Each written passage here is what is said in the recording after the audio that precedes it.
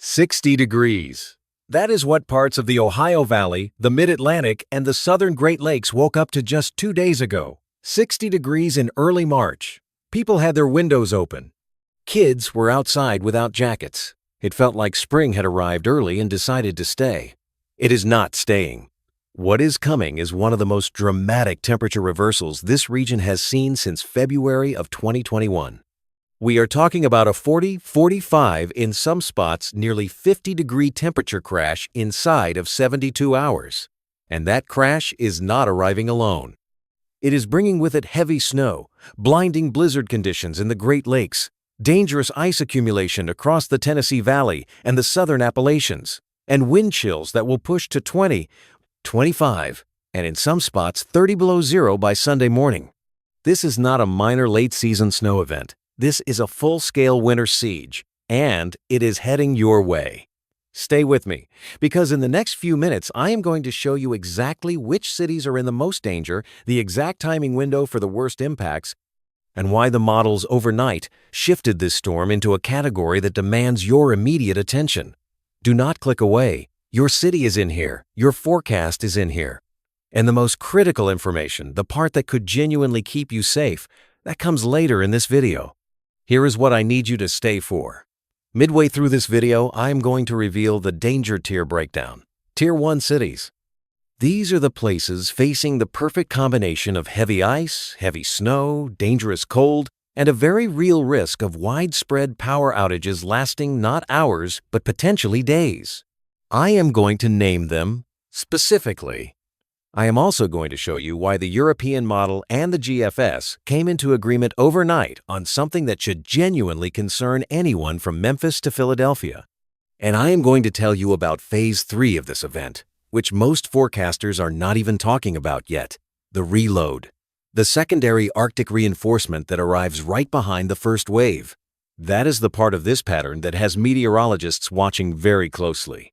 But first, let me show you what is already happening right now, this morning, as you are watching this video. Let us set the stage. For the past 4 to 5 days, a stubborn ridge of high pressure has been sitting over the central and eastern United States, pumping unseasonably warm air northward from the Gulf. That warm air mass has been the reason cities like Louisville, Cincinnati, Indianapolis, and Charlotte have been running anywhere from 15 to 25 degrees above normal for early March. Louisville hit 62 degrees on Wednesday. Cincinnati touched 64. Even Cleveland, which almost never gets warm air in early March without paying for it, saw 58 degrees on Wednesday afternoon. That is the warm. That is the setup. The cold air has been building. It has been piling up across western Canada and the northern plains, compressed under a powerful ridge to its east, a ridge that is now collapsing. And when that ridge collapses, that Arctic air mass has one direction to move, south and east. Right now, as of early Friday morning, the leading edge of that cold front is already crossing the Dakotas into Minnesota. Temperatures in Fargo, North Dakota are crashing. 48 hours ago, Fargo was at 40 degrees. Right now, Fargo is at 9. That is the air mass that is coming for you. The front itself is a sharply defined boundary. On radar, you can already see the leading convective line firing up across the upper Midwest. That line is going to sweep east and south through the day today and tonight. It is going to bring a sharp wind shift, a rapid pressure rise, and then the cold. Fast, hard, unrelenting. This is not a slow-moving frontal boundary where the transition takes 3 days and you barely notice. This is a bullet, a cold air cannon. Temperatures on the backside of this front are going to drop 15 to 20 degrees in some cities in less than 3 hours. That is the kind of temperature gradient that causes problems. Now, let us talk about what happens next, because this is where it gets serious. As that cold front slams south and east through Friday afternoon and Friday night, the moisture along the frontal boundary, moisture that is still streaming north from the Gulf of Mexico, is going to interact with that incoming Arctic air. That interaction is the storm. That is where the precipitation is going to develop. And depending on where you are, that precipitation is going to fall as rain, then a mix, then ice, then snow, or in some cases, ice followed immediately by heavy snow. That is the most dangerous scenario. And right now, the models are placing that dangerous scenario directly over a large swath of the Central Appalachians, the Tennessee Valley, and the Lower Ohio Valley. Let me break this down by region. The Great Lakes a Euro, heavy snow and blizzard conditions. For the Great Lakes corridor, this is primarily a wind and snow event. The cold front arrives in Chicago, Milwaukee, and Detroit Friday afternoon between roughly 2 p.m. and 6 p.m. local time. Temperatures will crash through the 30s and into the 20s within hours of frontal passage. But the bigger story for the Great Lakes is what happens Saturday and into Sunday as that Arctic air streams across the still relatively warm lake surfaces. Lake effect snow machines are going to fire up in a big way. And when I say big way, I mean potentially historic rates downwind of Lake Erie and Lake Ontario. Buffalo, New York. Listen up. The GFS and the European model are in strong agreement that you are looking at a prolonged lake effect event that could drop an additional 12 to 24 inches on top of whatever synoptic snowfall comes with the main system. Some of the higher resolution guidance, the HRRR in particular, is actually sniffing out a band that could produce rates of 2 to 3 inches per hour during peak intensity Saturday night into Sunday morning. This is not a normal lake effect setup. The temperature differential between the lake surface and the incoming Arctic air mass is extreme. That difference is the engine of lake effect snow. The bigger the difference, the more intense the band. Syracuse, New York. You are in a very similar position. The HRRR is placing you in a secondary lake effect threat off Lake Ontario. Snowfall totals there could range from 10 to 18 inches from the lake effect component alone, on top of 5 to 9 inches from the main synoptic storm. Cleveland, Ohio. You are going to catch the heavy snow from the main system, probably 8 to 14 inches, and then a trailing lake effect threat off Lake Erie that could add another 6 to 10 inches to your totals before this is all done. Wind gusts out of the northwest at 40 to 50 miles per hour will create near zero visibility at times. This is blizzard criteria, not storm warning criteria, blizzard criteria. Detroit, Michigan. You are on the cusp. The main system tracks to your south, which means your heaviest snow may be displaced slightly southward. But wind gusts of 35 to 45 miles per hour and snowfall totals of 6 to 10 inches will make travel extremely dangerous, particularly on Saturday morning. Toledo, Ohio. You are in the crosshairs of both the main synoptic snowfall band and a secondary lake effect threat. Current modeling suggests 8 to 14 inches for Toledo, with the heavier totals biased toward the eastern and southeastern suburbs. Gary, Indiana, Chicago, Illinois, Milwaukee, Wisconsin. You are looking at 6 to 10 inches from the main event, with wind gusts 40 to 50 miles per hour, creating significant blowing and drifting snow. Even where totals are on the lower end of that range, blowing snow is going to reduce visibility to near zero on Saturday morning. Do not plan to drive Saturday morning anywhere in this corridor if you can avoid it. The Ohio Valley and Appalachians a Euro, the ice threat. Now, here is where I need you to pay very close attention. Because for a swath of the country running roughly from eastern Kentucky through southern West Virginia, western Virginia, the western Carolinas, and into eastern Tennessee, this is not primarily a snow event. This is an ice event. And ice events are where people die. Ice events are where power grids collapse. Ice events are where you are sitting in a dark, cold house for 72 hours wondering when the lights are coming back on. The setup for ice is this. As the cold air surges south at the surface, it runs into the warm, moist air mass that is still in place above it. The warm air rides up and over the cold air at the surface. Precipitation falls from the warm layer above as rain, then falls through the sub-freezing shallow cold layer near the surface and hits the road, the power line, the tree branch at temperatures just below 32 degrees, and it freezes on contact, freezing rain, ice. A quarter-inch of ice is a significant event. Ice-coated roads become nearly impassable. A half-inch of ice brings down branches. An inch of ice brings down trees. Trees fall on power lines. Power lines go down. The lights go out. Right now, the models are painting an ice accumulation swath that concerns me deeply. For Lexington, Kentucky, the current forecast calls for a quarter to a half inch of ice accumulation before the precipitation transitions to snow. That is a significant event for infrastructure. Knoxville, Tennessee. Half-inch to 3/4 of an inch of ice accumulation. That is a major event. That is the kind of accretion that takes down mature hardwood trees. Trees that have been standing for 40, 50 years. And when those trees fall, they take power lines with them. Asheville, North Carolina. You are in an extremely vulnerable position. The terrain of the southern Appalachians funnels cold air into valleys and creates pockets of extreme cold air pooling. The freezing rain threat for Asheville and the surrounding mountain communities is significant. Ice accumulations could range from a half-inch to over an inch in the higher elevations above 2,500 feet. That is catastrophic for trees and power infrastructure. Roanoke, Virginia. Charlottesville, Virginia. Lynchburg, Virginia. You are in the transition zone. Depending on exactly where the thermal boundary sets up on Saturday, you could see anywhere from a predominantly ice event to a predominantly snow event. The current guidance places the rain-snow-ice line very close to the I-81 corridor. If that line shifts 20 miles one direction or another, your outcome changes dramatically. Watch the updated forecast through Friday evening very closely. Charleston, West Virginia. Morgan County, McDowell County. These are some of the most topographically complex communities in the eastern United States. The valleys will trap cold air.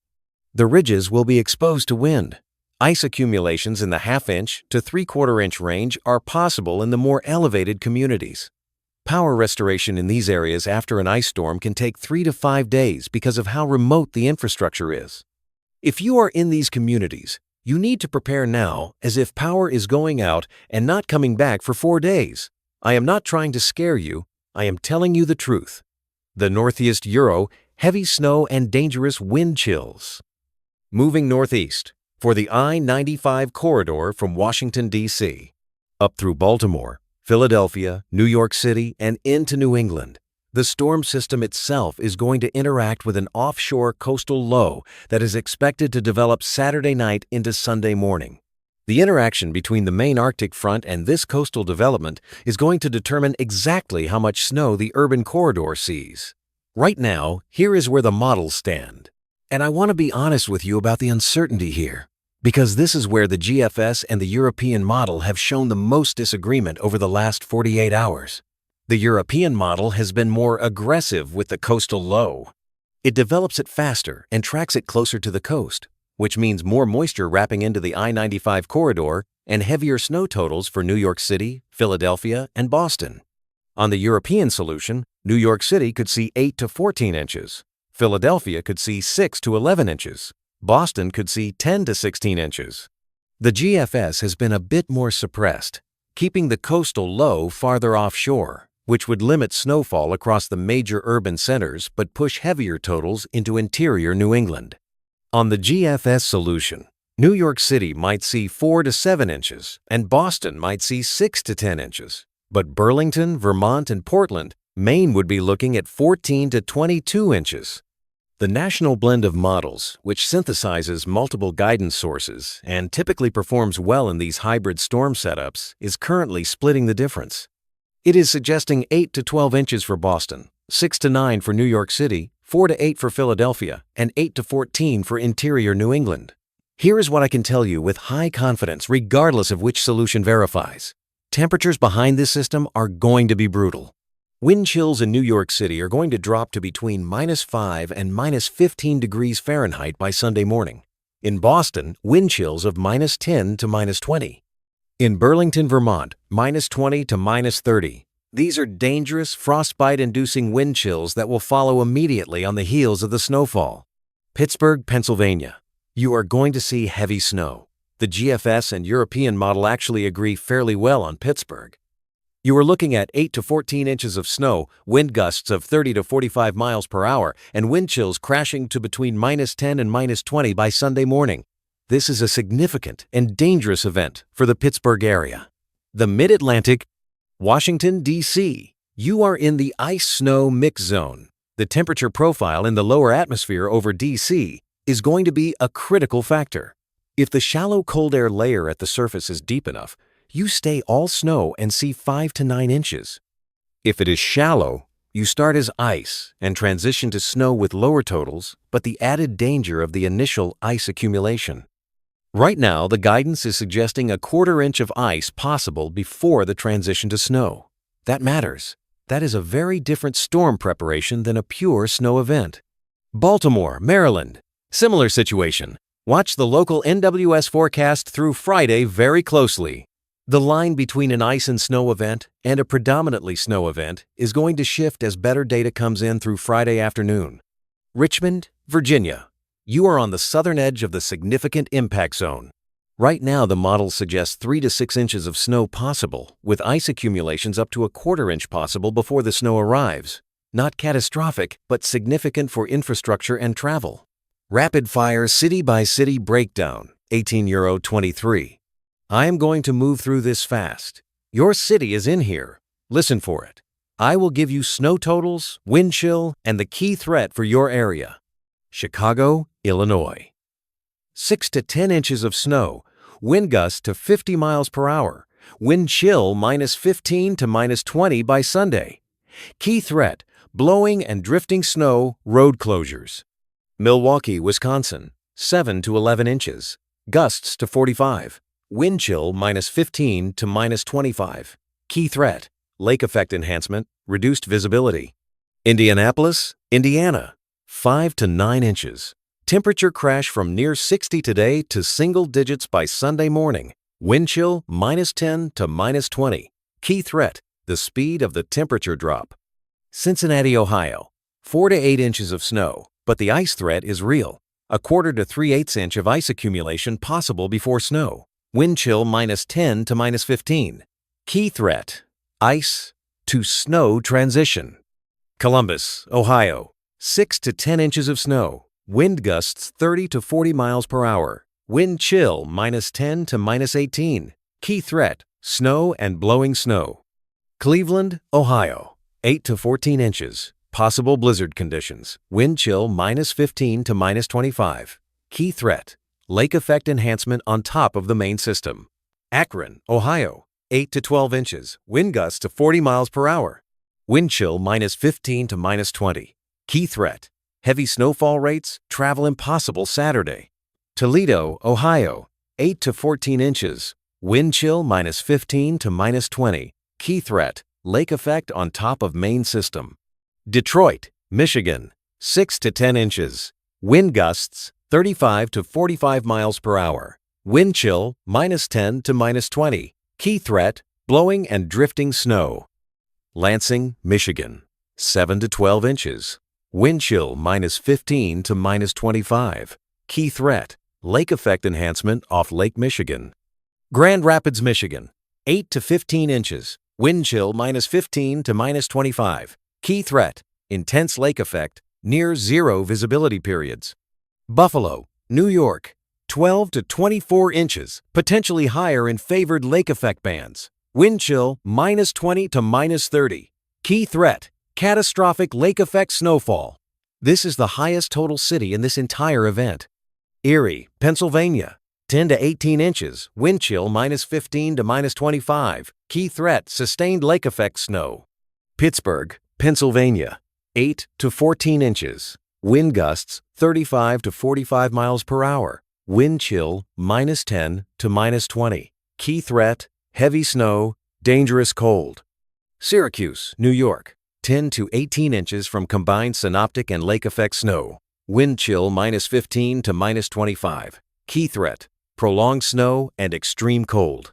Albany, New York, 7 to 12 inches. Wind chill -10 to -20. Key threat, heavy snow and wind. New York City, New York, 6 to 12 inches depending on coastal low track.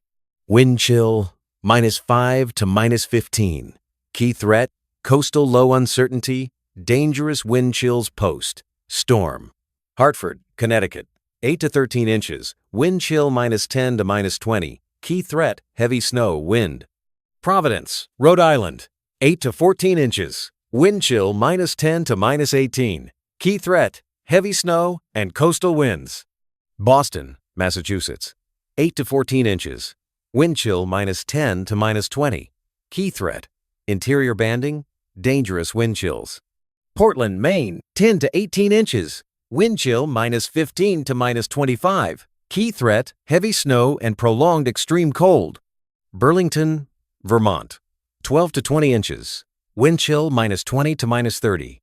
Key threat, blizzard, light conditions, prolonged extreme cold.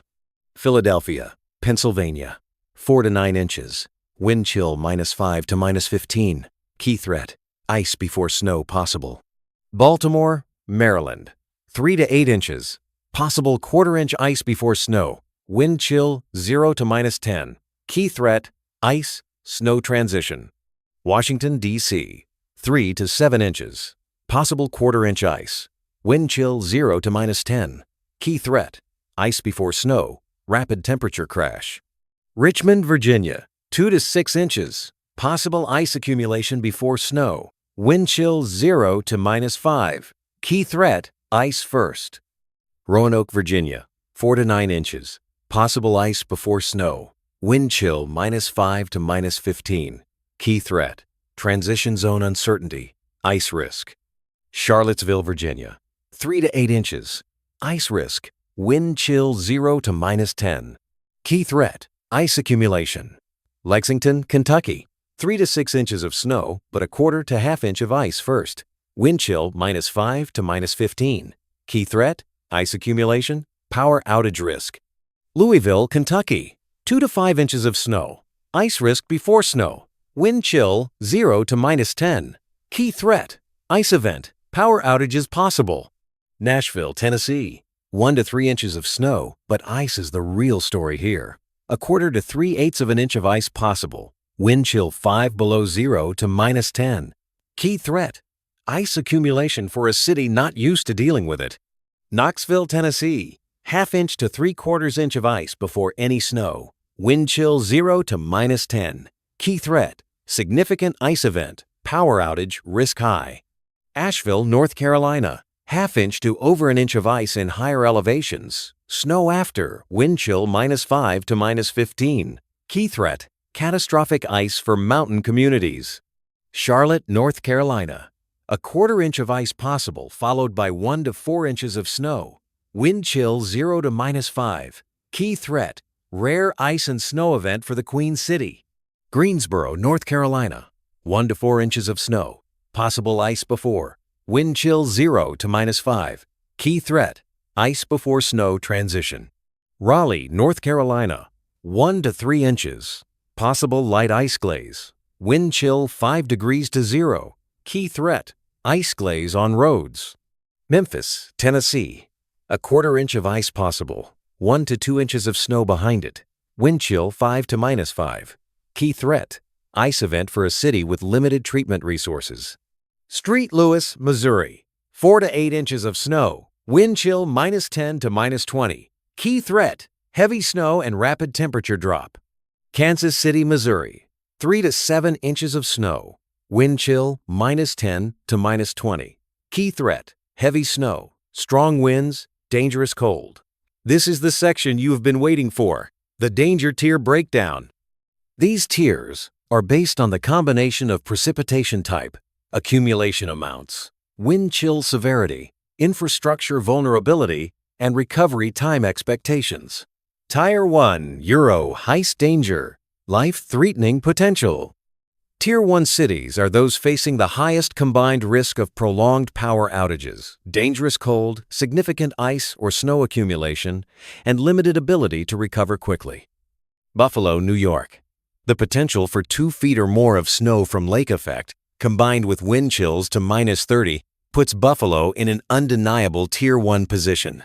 If you are in the Buffalo metro area, you need to be prepared to shelter in place for 3 to 4 days. Do not assume the roads will be passable. They will not be. Asheville, North Carolina, and surrounding mountain communities. Ice accumulation over 1 inch in the higher elevations, followed by brutal cold in a region where power infrastructure runs through forested terrain, puts this area in Tier 1. The combination of ice and trees is an infrastructure nightmare. Power restoration timelines and severe ice events in the southern Appalachians historically run 3 to 7 days in the most heavily impacted areas. Knoxville, Tennessee, 1/2 inch to 3/4 inch of ice accumulation is a major event for a city with limited resources and infrastructure that is not hardened against prolonged ice storms. If the higher-end ice scenarios verify, power outages could affect a large percentage of the metropolitan area.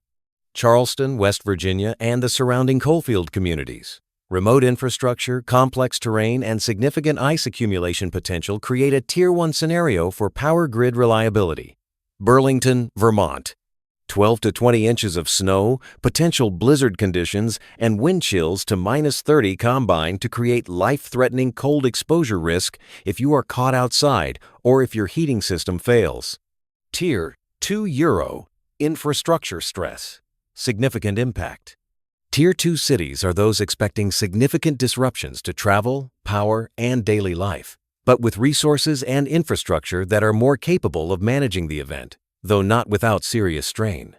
Cleveland, Ohio, Pittsburgh, Pennsylvania, Syracuse, New York, Detroit, Michigan, Boston, Massachusetts, Cincinnati, Ohio, Indianapolis, Indiana. These are all cities with extensive snow removal resources, but the combination of heavy snowfall, high winds, and extreme cold following the storm will stress even well-prepared infrastructure. Expect travel disruptions lasting 2 to 3 days. Expect some power outages, particularly in suburban and rural areas. Expect school and business closures through at least Monday. Washington, D.C. and Baltimore, Maryland. Both cities are vulnerable to even moderate ice and snow events due to the density of the urban core and the sprawling suburban infrastructure. The ice before snow scenario, if it verifies, will create widespread travel chaos that these metropolitan areas have historically struggled to manage. Tier 3A Euro, southern cities not accustomed to winter. Tier 3 is arguably the most concerning category from a life safety standpoint per capita, because these are cities and states where winter weather preparedness is minimal, where road treatment resources are stretched thin or essentially non-existent, and where the population has very little experience navigating winter hazards. Nashville, Tennessee, Memphis, Tennessee, Charlotte, North Carolina, Raleigh, North Carolina, Greensboro, North Carolina. Any ice accumulation in these cities creates a situation where the roads become nearly impassable, accidents multiply rapidly, and the demand on emergency services overwhelms capacity. A 1/4 inch of ice on I-40 inches Memphis, or I-485 inches, Charlotte is a different problem than a 1/4 inch of ice in Cleveland. Cleveland has the equipment and the institutional knowledge. Memphis and Charlotte are at a significant disadvantage. Atlanta, Georgia is on the southern edge of the impact zone and may see light ice accumulation, particularly in the northern suburbs. If you are in the Atlanta metro area, the key threat window is late Saturday into Saturday night. Even a light glaze of ice on Atlanta's interstate system creates the kind of gridlock and accidents that we saw in previous ice events. Take this seriously. I need to stop here and tell you something that the models just started showing more clearly in the last 12 to 18 hours. This is not a one-and-done event. After the main Arctic blast surges through and temperatures crash to their coldest point by Sunday morning, there is a window of slight moderation. Temperatures recover a bit through early next week, but look further out.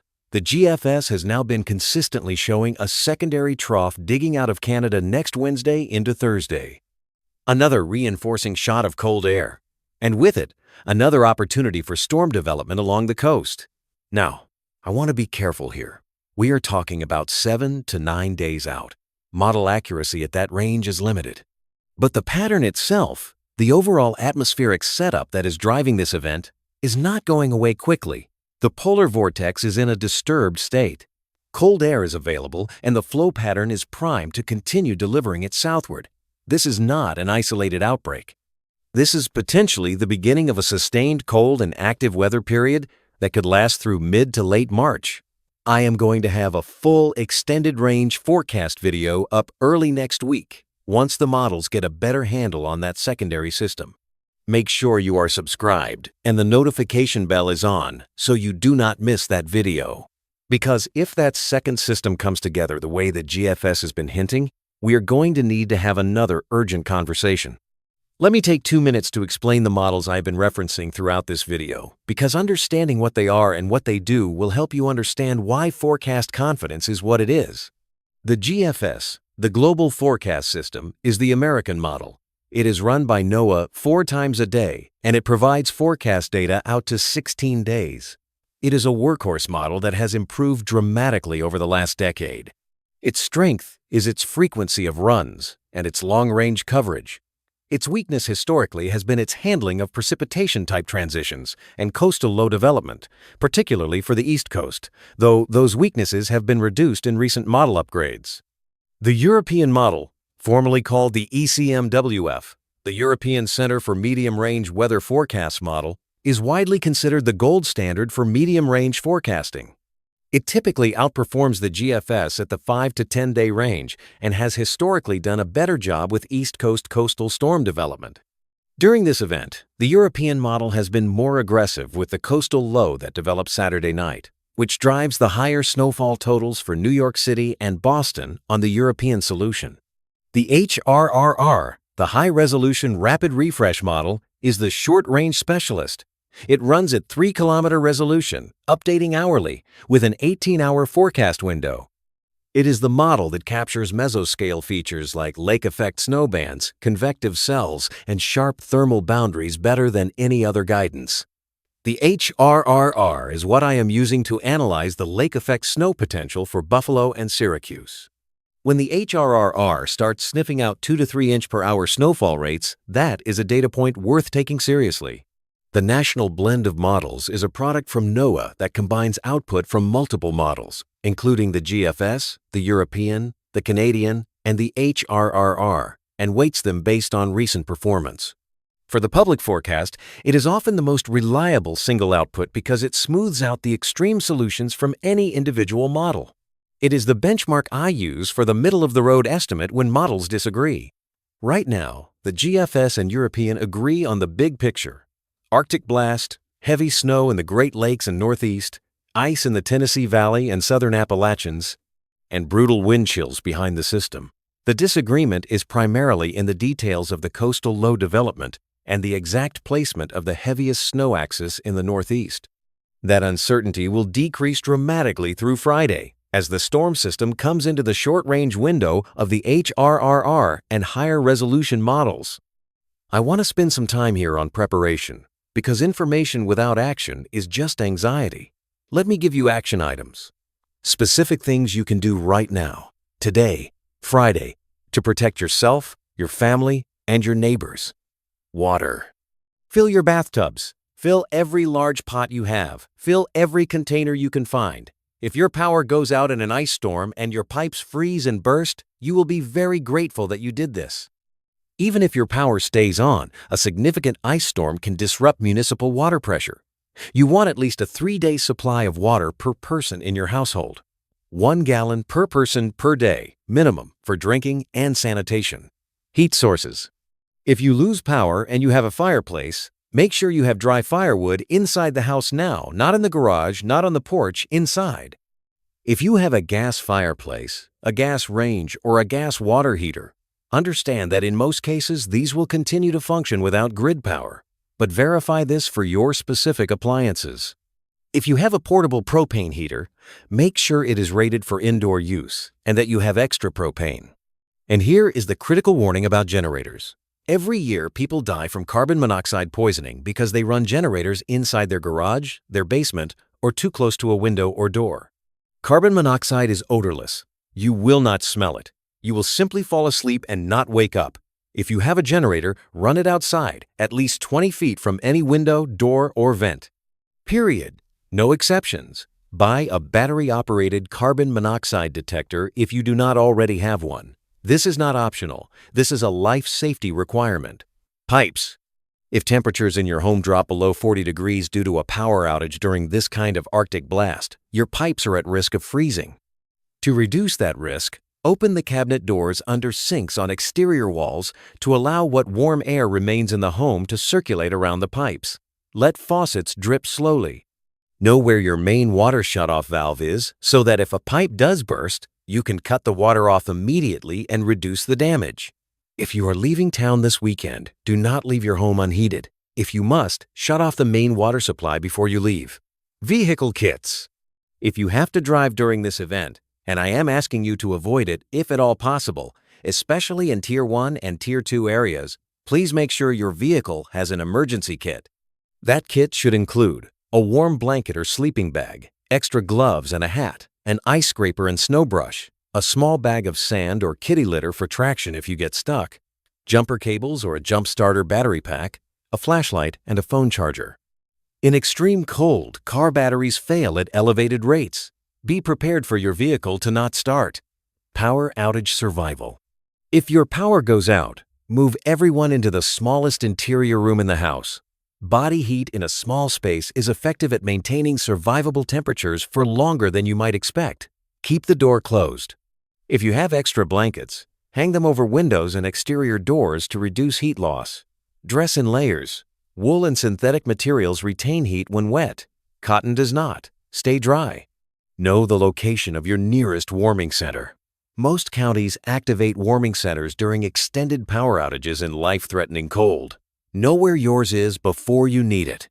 Check on your neighbors. This is the one I want to emphasize the most.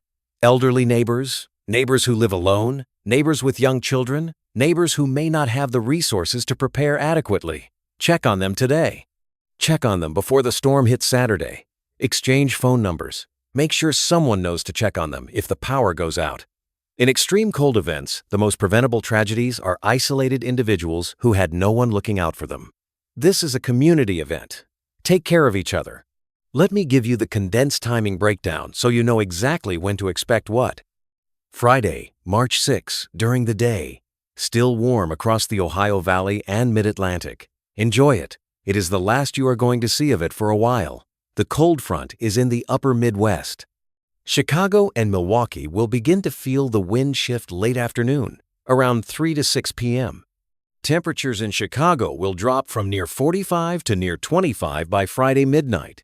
Friday night into Saturday morning, the cold front sweeps through the Great Lakes and Ohio Valley. Cincinnati, Columbus, Indianapolis, Detroit. Expect the wind shift and temperature crash between 8 p.m. Friday and 2 a.m. Saturday. Precipitation begins. Initially, rain changing to a wintry mix and then snow across the Great Lakes and Ohio Valley.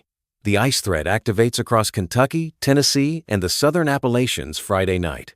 This is the most dangerous overnight window for ice accumulation in the South. Saturday morning, heavy snow ongoing across the Great Lakes. Ice accumulation at maximum extent across Kentucky, Tennessee, West Virginia, and Western Virginia. Power outages begin in vulnerable areas. Blizzard conditions developing in the Buffalo corridor as lake effect fires up. Temperature in Chicago, around 12 degrees with wind chills -15 to -20. Saturday afternoon into Saturday night. The coastal low begins developing off Cape Hatteras and tracks northeast. Snowfall spreads into the I-95 corridor.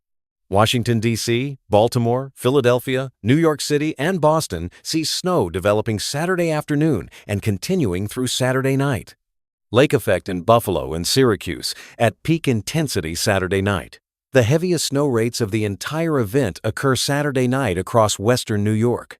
Sunday morning, the storm system exits to the northeast, but the Arctic air mass is fully in place. This is the coldest morning of the entire event for most of the affected region. Wind chills across the northeast, -5 to -25 depending on location. Wind chills across the Great Lakes, -15 to -30. Wind chills in the Tennessee Valley and Carolinas, 0 to -15. If you have lost power at this point and you have not made alternative arrangements, this is the dangerous window. Sunday through Monday. Gradual improvement in precipitation, but cold persists. Temperatures struggling to reach the 20s in the Great Lakes, teens in the Northeast, 20s in the Tennessee Valley. This is not a one-day event that you endure and then go back to normal. The aftermath, the sustained cold, is part of the danger.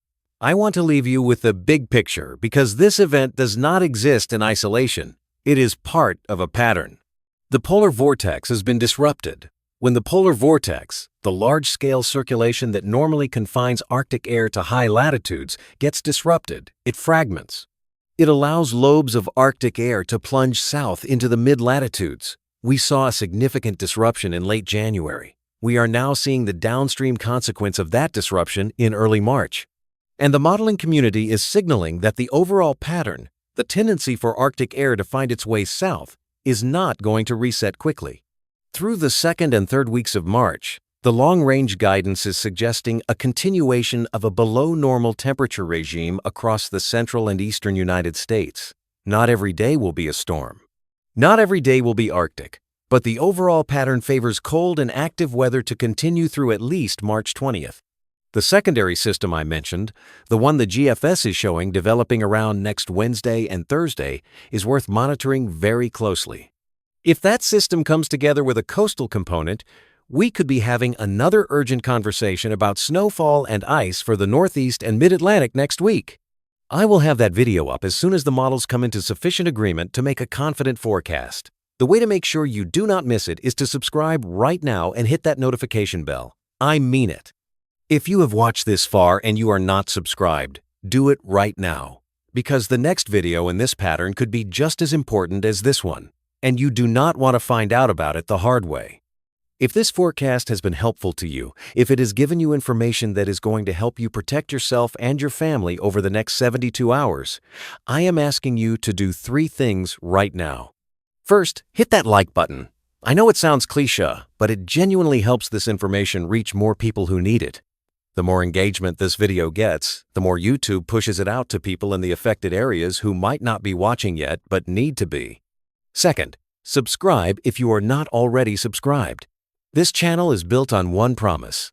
When a significant weather event is developing, you hear about it here first, with the detail and the urgency the situation deserves. No hype. No clickbait on minor events. But when something like this is coming, you will know about it. Third, share this video. Send it to someone you know who lives in the path of this storm. Send it to your elderly neighbor. Send it to your family members in Kentucky or Tennessee or Western New York or wherever this storm is heading. That share might be the reason they fill their bathtubs on Friday night instead of waking up Saturday morning without water and without power and without a plan. This is not a normal early March weather pattern. This is a significant, potentially historic winter event for parts of the eastern United States. The preparation you do in the next 12 hours could be the most important thing you do this week. Stay safe. Stay warm, and I will see you in the next video.